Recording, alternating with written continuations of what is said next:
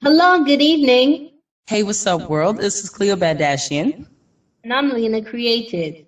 Welcome to another episode of DopeDilla Radio, where we showcase and discuss creativity, art, and reality unboxed in 2018.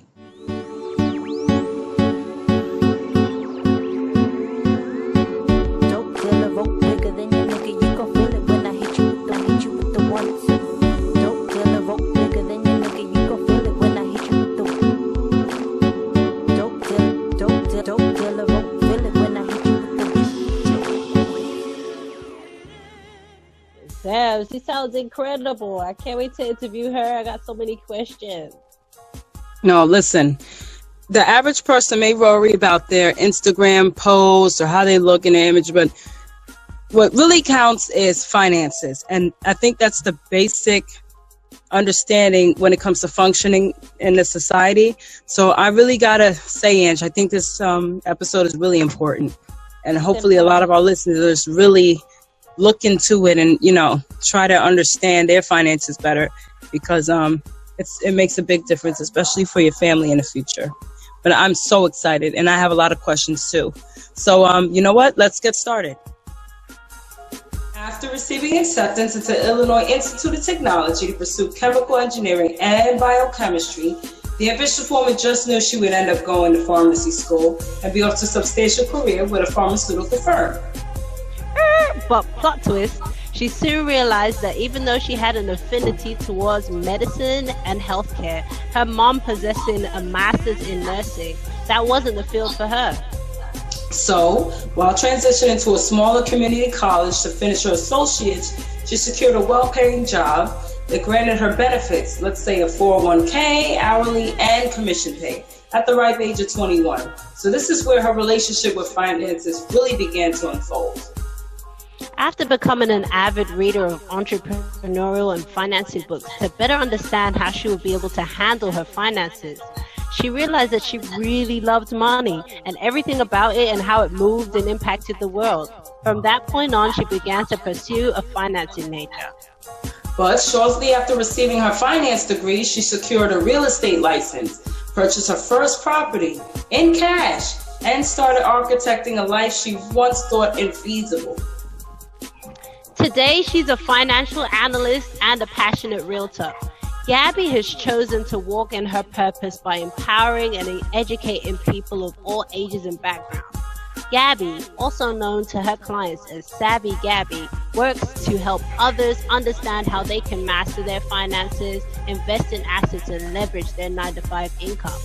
Not only has she been able to coach people into becoming homeowners and real estate investors, she's also been a solid resource for financial and small business consultations. She hopes to continue this path while also paving the way on her journey to debt freedom and real estate. So I'm Cleo Badashian. It's a pleasure to meet you. Nice to meet you. I'm Gabby. I read your bio. I was so impressed. I'm like, by 21, I don't know what the hell I was doing, but... Well, thank you. Now since almost 30, it's like after you hit 25, 26, 27, you turn back, you're like, what happened? What have I done with my life? Yeah, because it just happens because we were left to figure it out on our own. And, sometimes that gets in the way, but you seem like you've been doing really good. And I'm glad to actually interview you because I have so many questions because I'm really at that point of, finances and real estate. Mm-hmm. So, one of the questions I had was, okay, so I'm a single mom. I have 2 kids and I have, let's say, $5,000 saved up. Mm-hmm.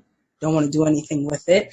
And I'm supposed to be moving to Georgia, right? So my thing is rent or own. I've been hearing that I can get a home with my situation and with my amount of money, but then you have to have a car and other things in mind too. So what would you tell someone like that? If I were your girlfriend and you knew that was my situation, what would be your suggestion? Well, the first thing I ask anyone, and then also keep in mind that regulations and guidelines are different from state to state. So I'm in Chicago. So I think for Georgia, may be different. So I can't speak to everything that goes on in each particular state, but the general principles should still apply.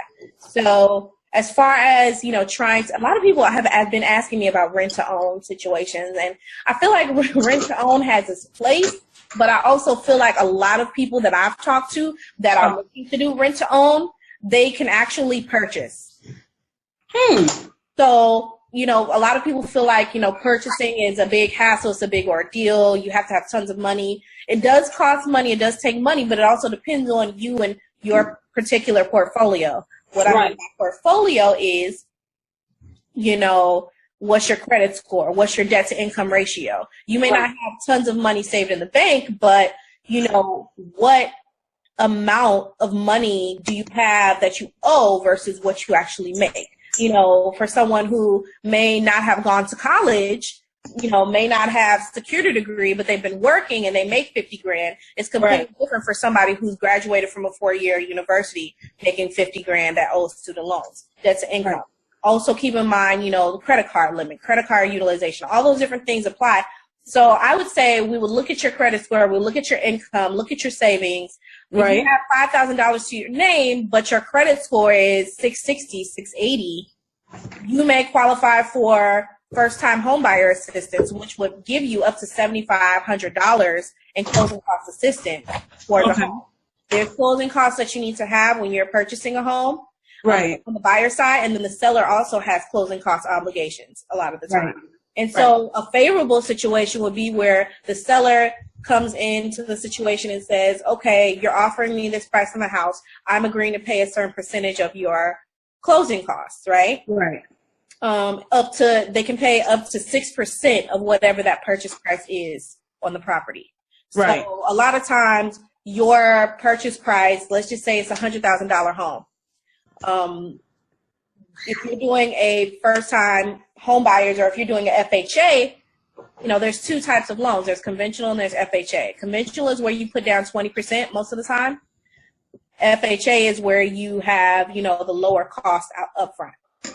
Okay. But even with the FHA, you're looking at putting down minimum 3.5% on the property, whatever the purchase price is, plus, other costs. There's attorney fees, which might be like $400 or $500. There's appraisals.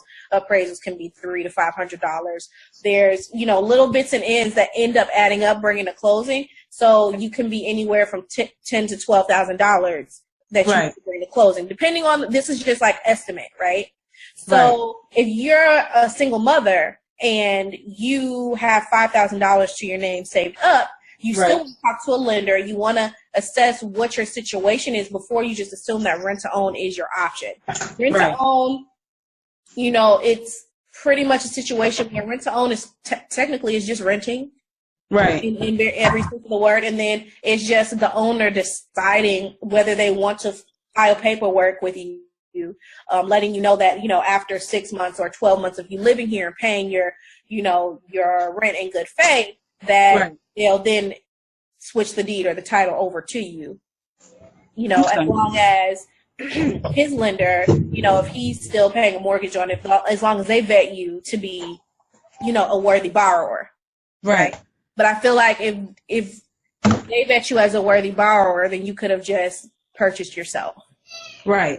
So it's like just having a middleman when you don't really need one. I felt rent to own might be good because say you go in a home, you don't like the area or there's a lot, you can just up and out them as opposed to being, I don't know. I think I'm scared when it comes to commitment to a home, especially if I'm not, I don't feel financially stable. To me, being financially stable is probably having a couple of thousand, just having a few thousand. That's really, starter money to something. But well, you do need like that $5,000. That's a great start, and that's feasible. There are deals where you come out barely any money. It just depends on the realtor that you have at hand, if they have your best interest at heart, if they're not just treating you like a client that they're getting a commission check off of. The other thing that you said that peeks out to me when I'm speaking to people who are saying, the commitment of a home. To me, honestly, I don't feel like a home is a commitment. A house is a commitment per se. I feel like when you go into real estate is an investment game in every way, shape, and form. It's an investment game. A house is a piece of property, and if you've ever played Monopoly, you know that it's an asset. Okay? So when you purchase a home, I've had clients tell me like, I'm scared of owning. There's two things. You're scared of owning because of the commitment, but keep in mind that when you're paying rent, you're basically giving that landlord, you're giving them what the unit is really worth plus profit. Huh. Okay. And most of the time, a mortgage is cheaper than rent unless you're scaling all the way up. Like I've had people that I know that have paid, their rent is $2,400 a month. And they're splitting it with someone, right? So one person's paying $1,200, one person's paying $1,200, and then they went and got a home on their own, and their mortgage was $2,000. I don't feel like that's smart. Like if you should always be looking to scale yourself. So whereas you're paying $1,300 for rent somewhere, you may be able to qualify for a mortgage that's $800 or $900. Even if the mortgage is $1,000, you're still coming out better because you're able to save $300, or at least put those $300 towards your utilities if you weren't paying for utilities in your previous place, right? Right. Okay, well, that makes sense. That kind of puts me in a, I've always thought that renting was just giving away money. That's how I've always felt, even when I had my first apartment. Right. So, because you could always take that money and turn it into your own, and simply moving your location where the real estate is more, something easier to handle, like $800 a month, and then you get more space. That makes more sense to me. Yeah, and the other thing too is what you said about the commitment. I feel like you should always go into a home looking to make sure that you have an exit strategy. Okay, so what I mean by exit strategy, especially for people in our age bracket, more than likely you're not going to stay in the house that you buy. By the time 4 years come, you're probably moving to another place or relocating. So if you buy a house, then you need to have an exit strategy. There's two things. Either you need to have enough equity. Equity is basically the amount over what it's basically profit on a house. So you buy a house for $100,000, right? And it's not in the greatest shape or it needs to be updated. Correct? Right. And you buy it not updated, and then you go in and you spend maybe $20,000 on updating it completely, updating the bathroom, updating the kitchen, updating this, updating that. Right. Your realtor should be able to look and see. I'm getting over cold. Your realtor should be able to look and see that, hey, the homes in this market that are updated are actually selling for $170,000. You bought it for $100,000. It wasn't updated. We're going to put $20,000 to $30,000 into it and renovate it, and now you can sell this for $170,000, $180,000, $190,000 because all the other updated houses around there are $180,000, $190,000. So that's equity. That's the difference. The difference between what it could sell for and what you've invested into it, right? That gap right there, that's equity. So that's a situation where you could then say, okay, well, if I know that I'm going to be leaving, then I know that I can sell this house and get $50,000 off top, right? Or you could say, you know what, I'm not really feeling the whole flipping game. I'm not really feeling like having to worry about selling it. Right. So let me just make sure that this is a situation that's updated enough that I could charge top dollar for rent, and I can rent this single family home out, even though I live in Nebraska now and this house is in Chicago. I can pay a property management company, or I can pay an actual realtor 10 to 20% of that rent every month to manage the property since I'm in another state. That's how you build residual income. Right. Cash flow of properties. So anytime that you buy a house, you need to be looking at it from that standpoint. Can I sell it for more money by updating it and the equity that I put into it? Or can I rent it out and have a reasonable cash flow? Because if you're single family home, you're paying $800 in mortgage a month. Right. But you update it and you look at the other, your realtor should be able to do this. Look at the comps, the comparables in the industry, the market, what, your immediate area, probably within a 0.5 to 0.7 mile radius, all the way down to a 0.3 mile radius, and see what homes just like yours are renting out for, if you're paying $800 in a mortgage and they're renting out for $1,650 over there, how much is your profit? Okay. So do you ever? So are you saying that if someone is renting for $1,600 but you're paying $1,600 mortgage, is it okay? And do you think it's kind of wrong if the person is charging more in rent so that they can get more money out of it? No, that's the name of the game. That's what a landlord is. That's what a landlord is. Nobody would do it if they weren't making a profit. Right. That's what I always wanted to know, because I could see me in that position, or just someone in that position, and they're like, yeah, I pay $800 a month, and then the resident is like, well, okay, I don't know why you're charging me so much. You're only paying $800. But it makes sense. You have repairs. You got to pay housing tax. Well, the tenant wouldn't know what you're paying, first of all. Like, you don't know what your landlord is paying for what you have. Okay. You know what I'm saying? Like, you don't know his mortgage information. So he could only be, I don't know how many units there are in your place, but he could be only paying $200 a unit. But what is he charging y'all? That's his profit. You know what I'm saying? You don't know. So that's why it's better to be on the opposite side, where you have properties, you have rental properties, you have cash flow properties, because somebody's going to be looking to rent every day. That's true. That's true. Okay. I feel a little bit better now, because that was a question I've always had. If you can kind of double the price of the mortgage, so that way you can't lose. You're making your mortgage. You got the expenses to pay for whatever repairs are necessary. You can also add the money up to pay for your housing tax. Yes, and you just have to make sure that it's feasible for your market. Like, you can't be charging your tenant $1,650 for a 3-bedroom, 2-bathroom house in an area where the max rent for that area is $1,200. Right. Because they're going to find somewhere else to live. You know what I mean? So it has to be within market standards, just to make sure that you're good, and make sure that you don't have any resistance or have any competition. It has to be within market reasonable, whatever the market is dictating, that's really what it should be at. And so that's going to pretty much dictate your profit margin as well. Okay.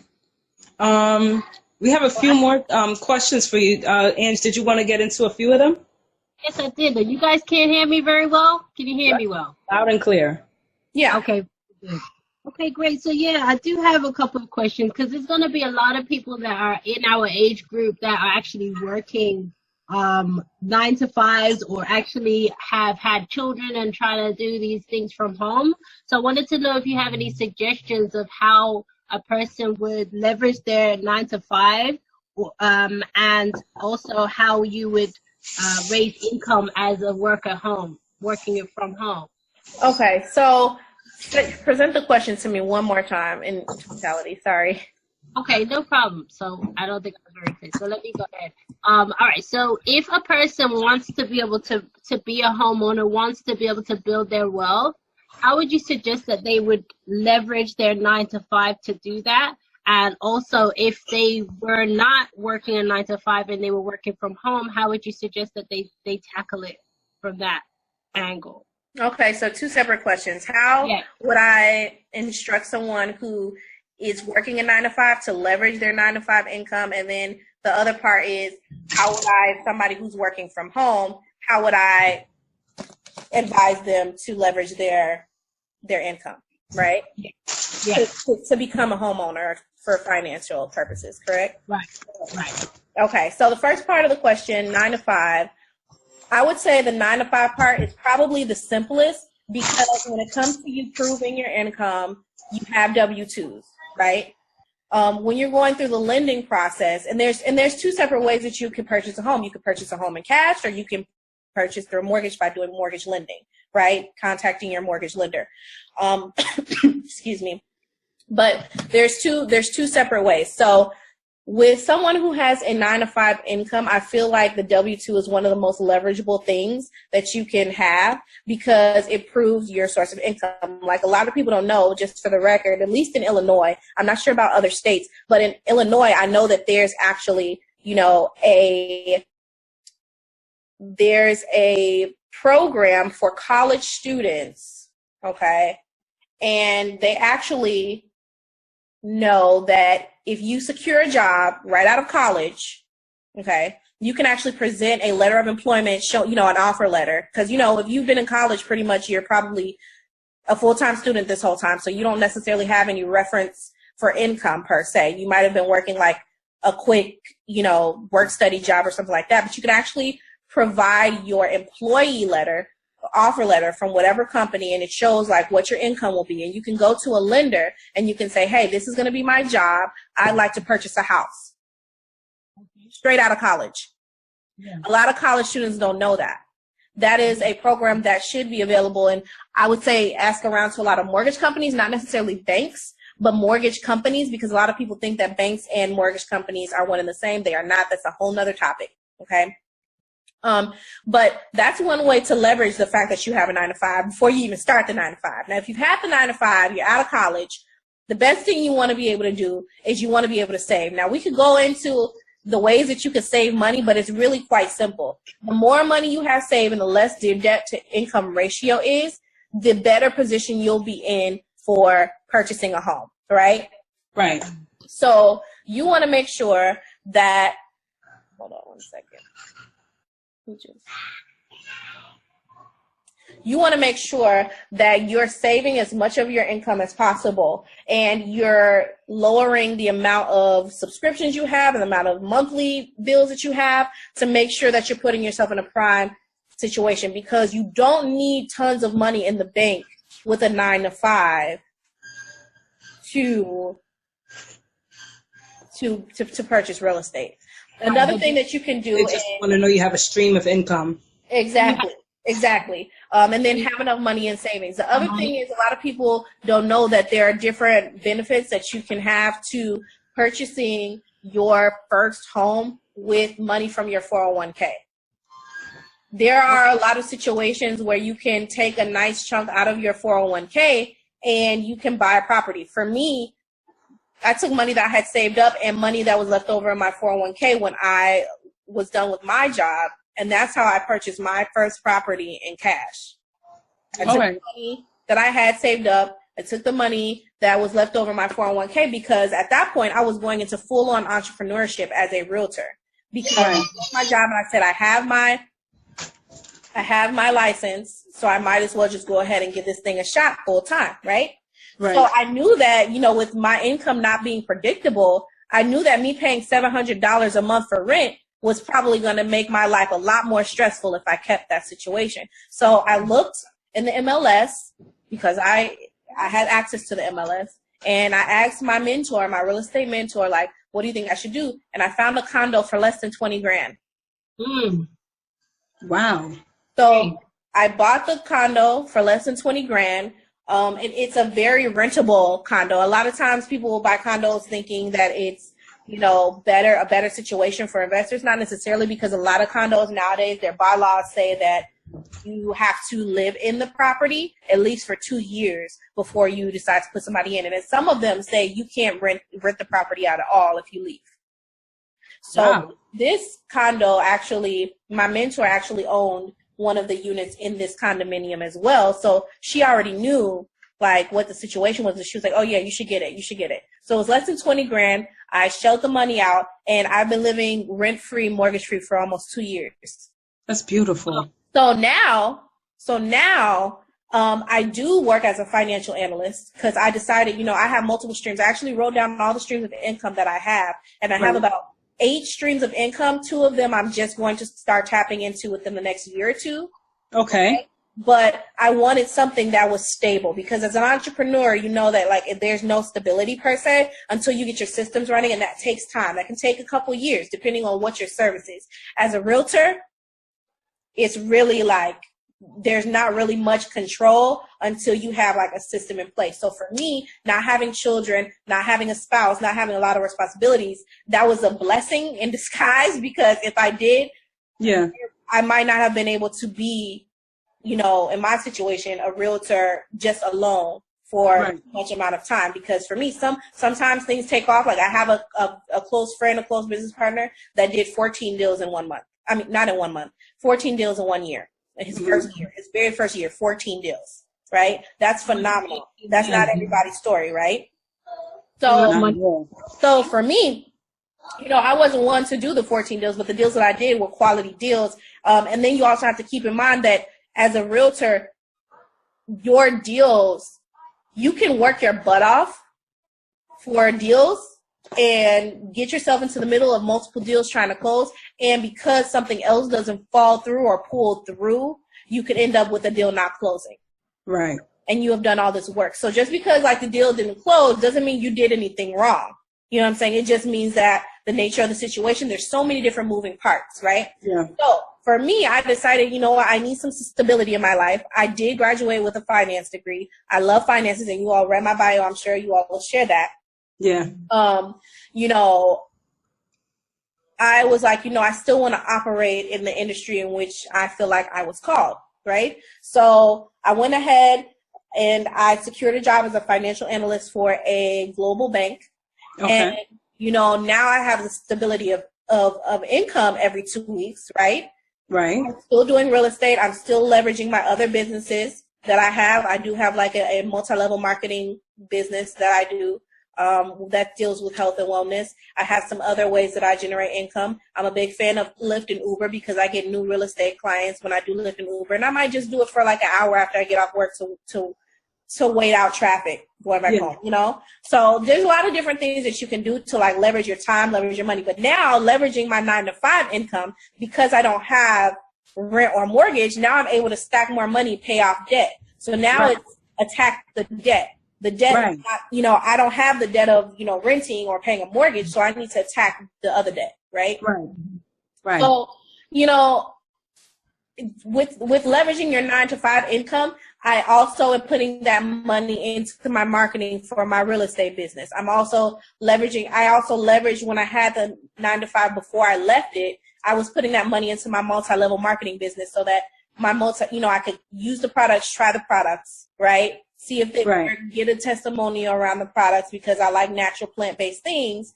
And then I was able to leverage my testimony and leverage my excitement for the products. And I was able to secure like $600-700 extra income a month that was able to pay for my car insurance. So for a long time, when I had a 9-to-5, I wasn't paying for my car insurance because my other business was paying for that. So, when you're leveraging your 9-to-5, you're trying to find little ways to pocket money and understand that it takes money to make money. You know what I'm saying? There's no way around it. Like anything that's legit, it takes money to make money. So you have to use the 9-to-5. And the first way, some people feel strapped, you need to cut down your expenses. If you have a 9-to-5 and you're like, well, how do I leverage it and I don't have no room? You need to look at your expenses. And if your expenses are too much, then you need to get a side hustle. You need to do Lyft, do Shipped, do Amazon Flex, whatever there is that you could do. Braid hair. I also can do braid hair and do all that stuff if I really wanted to. So there's never going to be like a dry moment. For people who are working at home, same rule applies. You need to be getting your hands into as much stuff. If your craft, I know one of my friends' wives, she does hair braiding on the side, but she really sticks to just crochet styles. Right. Because crochet styles you can do in 2 hours. Exactly. $50 a head, 2 hours. So how much money can she make? $50 to $75 each head, 2 hours by the time she gets off work. She could probably do about 5 heads before she goes to bed. That's extra $100 a day, $200 a day. Right. That's the type of stuff you need to be tapping into to make sure that you're leveraging your income. Now, when it comes to purchasing a home, all of that stuff needs to be documented. You also need to be making sure that you're paying your taxes. It's a lot easier. The other reason that I decided to do a 9-to-5, it's a lot easier to prove your income and prove your sustainability for purchasing more properties when you have a W-2 versus when you're 1099. Because when you're 1099, you have to have a certain amount. I want to say it's like 20 grand at least that you need to have made for like the last 2 years and have filed taxes on that money for the past 2 years for them to like take you seriously. But I mean, to be honest, $20,000 a year is not really anything that's going to put you in a position to pay for a house, right? So that's what I would say to people who are 9-to-5 or who are working from home. You want to make sure that you are taking advantage of every possible thing that you could do to lower your expenses and stack money. That's how you leverage it. That's the only thing. And then the only other thing too is, pouring your interest or your money into an opportunity that would create more income for you. Right. Gabby, I'm glad that you had touched on ways to make income and managing it, because I tell people these things sometimes. I have friends, they give themselves these extra expenses when they're things they can do for themselves, and save money. And people don't take that into consideration. They think I have this 9 to 5, this is what I got to work with. And, they set their life to that, and they really don't have to. Because me personally, I try to find side hustles all the time to try to, I think time, like they say, time is money. So if you have that time and you're not tired and you can get more money, brought in, why not do it? And then it's going to benefit you in the future. Mm-hmm. You know what I mean? And I think that this is going to make people feel a little bit more relatable to the topic of financial literacy and real estate, because a lot of people feel left in the dark.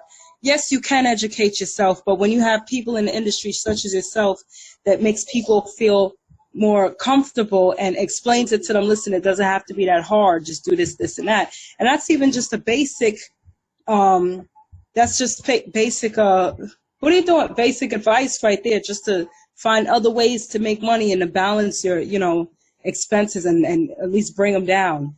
Mm-hmm. So, that's a big thing. That's a big thing. The other thing I would say, we have so much power within. You could be making $20,000, $30,000, $50,000. I'm really big on Dave Ramsey. I listen to his podcast like religiously, like daily. And if you listen to his podcast, you'll hear people who made $30,000, $20,000, $40,000 and still paid off hundreds of thousands of dollars in debt because they were disciplined with their money. It's not about how much money you make, it's about how much money you keep. Right? Exactly. That's what I keep telling people. So in the game. You have people who just sacrifice. They said, I didn't go shopping. I didn't go out we live in an age where social media, it makes you want to get the latest Yeezys. It makes you want to go to the latest Jay-Z concert. It makes you want to wig. Get a frontal, which people don't even realize that frontal is going to require maintenance in the next 2 weeks if your hair is growing. Yeah. And how much is the frontal maintenance? It's like $50 to $70 depending. So you're going to pay that every 2 weeks, sis? That's $50 to $70 every 2 weeks. That could be going into your savings account or into your emergency fund. What happens if your car breaks down? What happens if you need to pay your insurance deductible? You know what I'm saying?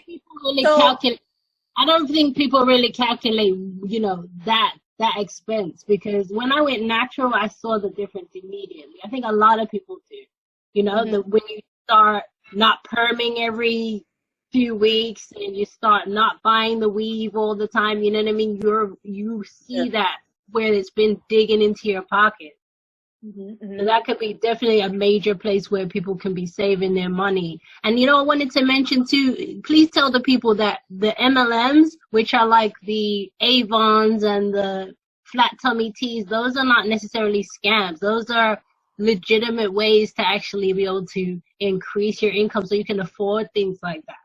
Yes, they're not scams. The MLM that I work with it works global, and it's the skinny wraps. It's the wraps that you might see. And then there's a whole nother topic to those, but there's over 40 products. There's hair growth pills, there's skincare, there's keto coffee that I use religiously on my Instagram story. If you know, my Instagram is SavvyGabby the Realtor. I use keto coffee religiously because it is a healthy alternative to coffee. I'm not a coffee drinker, but being a financial analyst, I'm looking at numbers all day, and I need something to give me focus and clarity to start my day that way as well. And so there's a lot of different products that we carry, and people will say, oh, it's a scam, but everything that we offer is plant-based. So I found something that aligns with me being a healthier individual, right?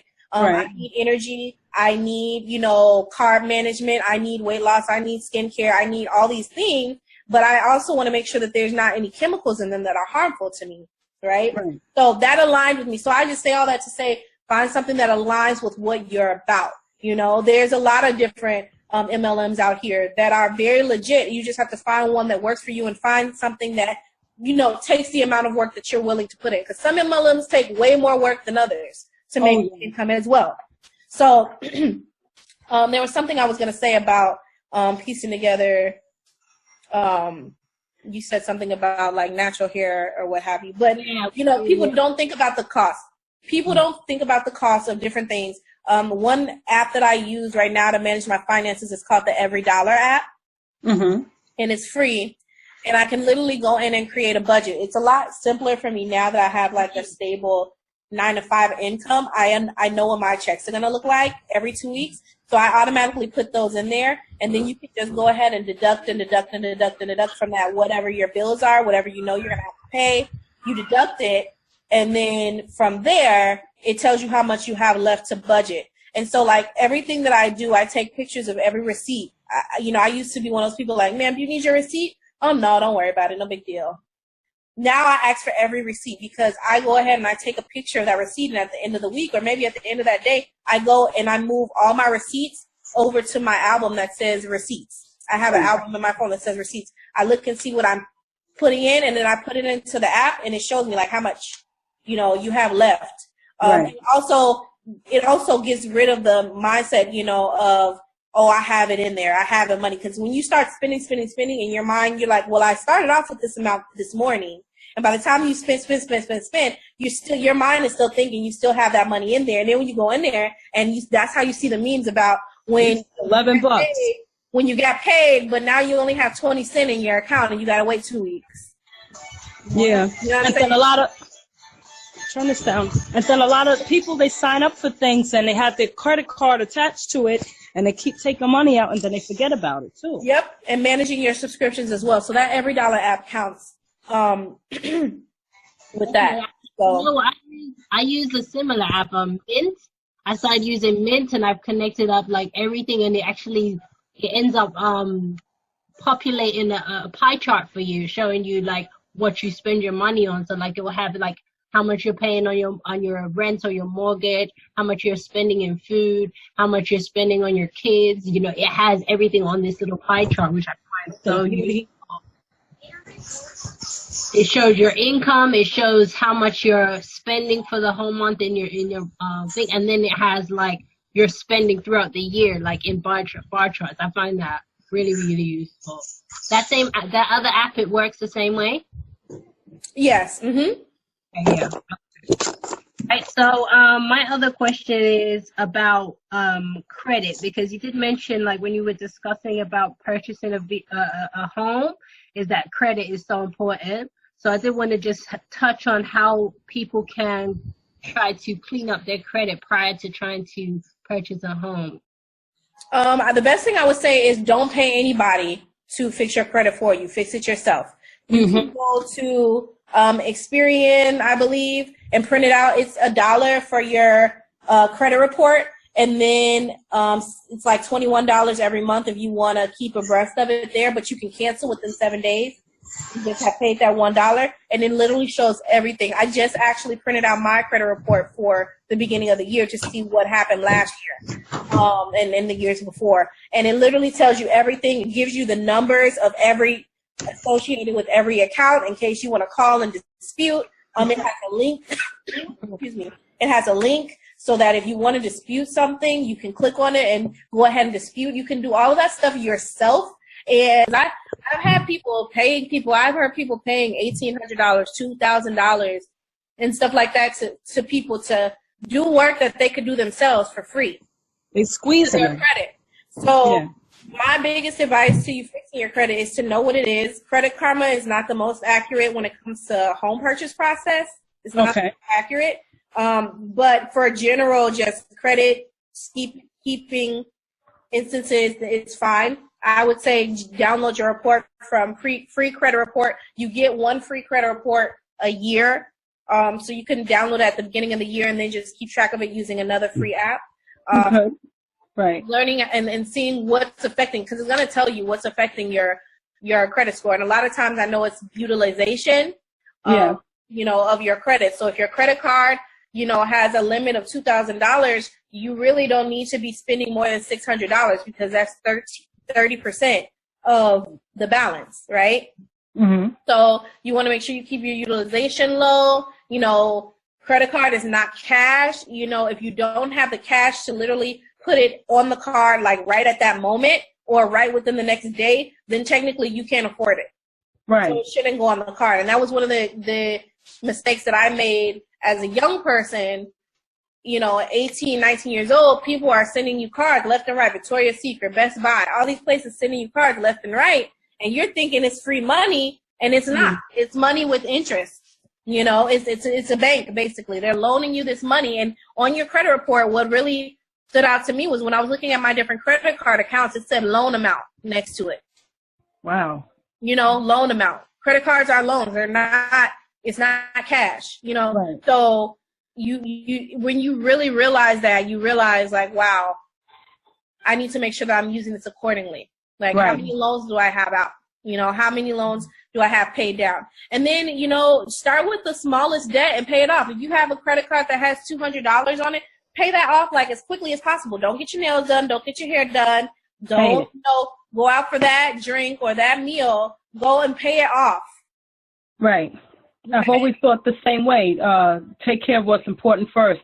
Me personally, I didn't get to have any credit cards because when, I moved out of my home, I live in New York. There's a lot of scam artists here. So the person I moved with, they got me and they messed up my credit. So knowing me, I wouldn't have ever used a credit. I wouldn't have ever had a credit card. I don't play with it. They have their place. Credit cards do have their place because that is one way to gauge your credit worthiness. If you don't have credit, they can't determine how likely you are to pay them back. Right. For whatever car, home, whatever. That's why it's also best to stack your money up and look on the MLS and see what you could buy for cash, because when you're going to a mortgage company, you're basically asking them, hey, can you loan me $250,000 to buy this house? Right. I'll pay you back. Promise. Right. That's what you're saying. When you're going to a mortgage company, it will be best to just be able to reach into your bank account and say, oh, how much does the house cost? $50,000. Oh, I have that in my 401k, or oh, I have that money set aside. Let me just cash offer. I sold a house not too long ago. It was like a 3-floor, 2-bedroom, 1-bath townhome kind of situation, and it was $35,000. That's not bad. It was $35,000. Of course, it was far away from everything. It wasn't near the city. It was in the suburbs in the back. Right. But I mean, it was $35,000.